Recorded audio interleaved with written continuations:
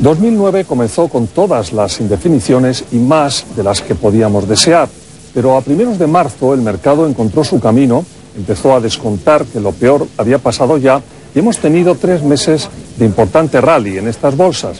Después el mercado ha vuelto a fijarse en la realidad y ha visto que la economía, aunque ha dejado de deteriorarse, o sea, ha terminado la peligrosa cuesta abajo, no mejora aún ni con la velocidad ni con la intensidad deseada. Es decir, el remonte, la subida, no acaba de verse con claridad. Hay todavía demasiados interrogantes. El consumo, que sigue siendo 2/3 del PIB de esta economía, no tiene demasiadas razones para moverse con alegría, al menos de momento. Las altas cifras de paro, la congelación o reducción de sueldos no propician consumidores muy gastadores, muy propicios al gasto. Y las corporaciones, que conocen bien ese extremo, han reducido producción y, en definitiva, han empequeñecido esta economía. Los más impacientes han hablado estas semanas de atrás de la conveniencia de un nuevo plan de estímulo económico, pero parece apresurado empezar a valorar el resultado del anterior plan cuando solo han pasado muy escasos 6 meses desde que se aprobó el primero. El primer plan de estímulo fue diseñado para que sus efectos más incipientes empezasen a notarse a finales de este año y la mayoría el siguiente. Por eso no parece prudente seguir dándole a la máquina de hacer dinero con un déficit de la magnitud del actual. Pero hablamos más de todo eso en un momento con la ayuda de mi invitado hoy, Tulio Vera, jefe de estrategia de inversión en Bladex Asset Management. Enseguida, aquí en Globo Economía.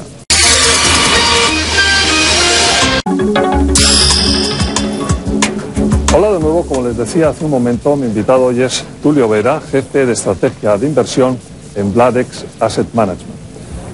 Tulio, ¿cómo describirías tú las distintas etapas que hemos pasado en la crisis desde que ha empezado el año hasta este momento? Yo creo que estamos entrando a una tercera etapa. Estamos viendo que la primera etapa, que fue básicamente una continuación de lo que ocurría el año pasado, que era el colapso de la economía global, el colapso de las exportaciones, etcétera, como reacción, como efecto de Lehman Brothers, la caída de Lehman Brothers en septiembre del año pasado. Pasamos a una segunda etapa, por ahí por marzo, que es la etapa donde las economías globales, la economía global, empezaba a no tocar fondo, pero empezar a ver que lo peor había pasado, que la recesión empezaba a ceder. Ahora, digamos a partir de más o menos junio, entramos en lo que llamaría una tercera etapa. Esa tercera etapa, diría, se define un poco con algo más de aversión al riesgo, quizás más incertidumbre, qué es lo que viene ahora, a dónde va la economía y sobre todo el debate sobre cómo va a ser la recuperación, si va a ser una recuperación en forma de V o una recuperación lenta o una W, etcétera. Entonces ese es el debate donde estamos ahora. Entre los muchos elementos que van interviniendo en esa configuración de ese escenario está el petróleo, que es fundamental, con unas oscilaciones importantes de precio desde que ha empezado el año, primero bajando, después en una subida que se mantenía hasta los $70 y ahora cayendo. ¿Cómo interpretas esta última bajada? El precio del petróleo responde mucho a las expectativas de crecimiento global. O sea, igual como hablé sobre las etapas, a partir de marzo hasta junio hay un periodo donde las expectativas de la recuperación o del crecimiento global mejoraban algo. Eso impacta no solamente el petróleo, impacta todos los activos de riesgo, todos los activos especulativos, las bolsas, la volatilidad, el petróleo, las otras materias primas, el dólar, etcétera. Lo que ocurrió en ese periodo fue un rebote espectacular, muy bueno en todos los activos de riesgo, y ahora estamos llegando a un punto en esta etapa 3 que hablamos, donde quizás ese rebote fue un poco demasiado y entramos en un periodo de consolidación de los mercados.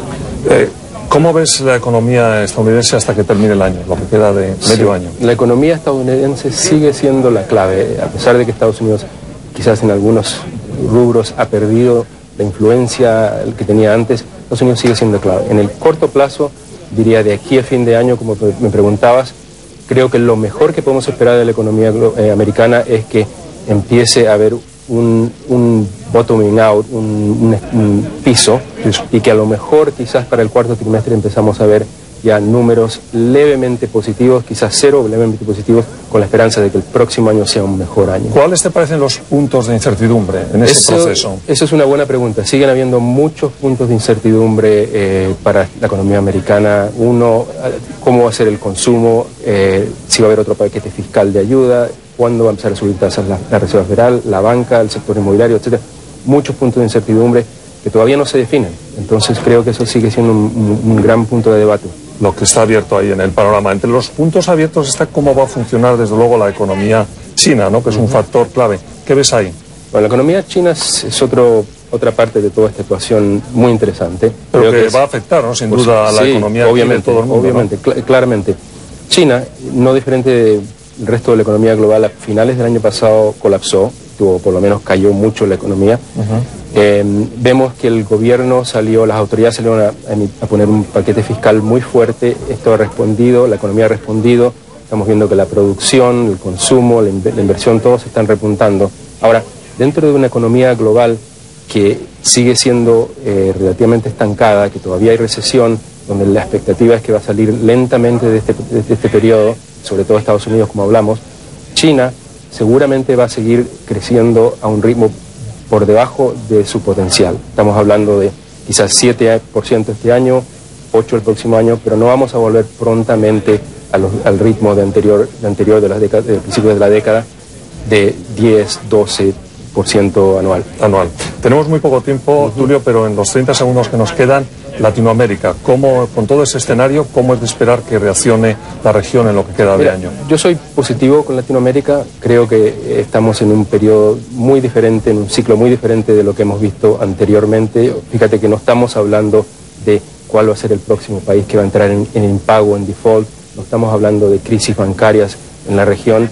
Obviamente la región no es homogénea, esto lo hemos hablado muchas veces antes, hay países buenos, hay que lo hicieron muy bien, que ahorraron para el periodo de ahora, y hay países que no lo han hecho tan bien. Pero creo que en general soy optimista, creo que Brasil se ve muy bien y seguramente va a ser uno de los primeros de salir de la crisis, pero en general estoy optimista. Estás optimista con la región. Bueno, pues es un buen punto para cerrar esta entrevista. Como siempre, Tulio, muchísimas gracias por haber estado en Globo Economía. Fue Tulio Vera, jefe de estrategia de inversión en Bladex Asset Management. Hasta la próxima semana.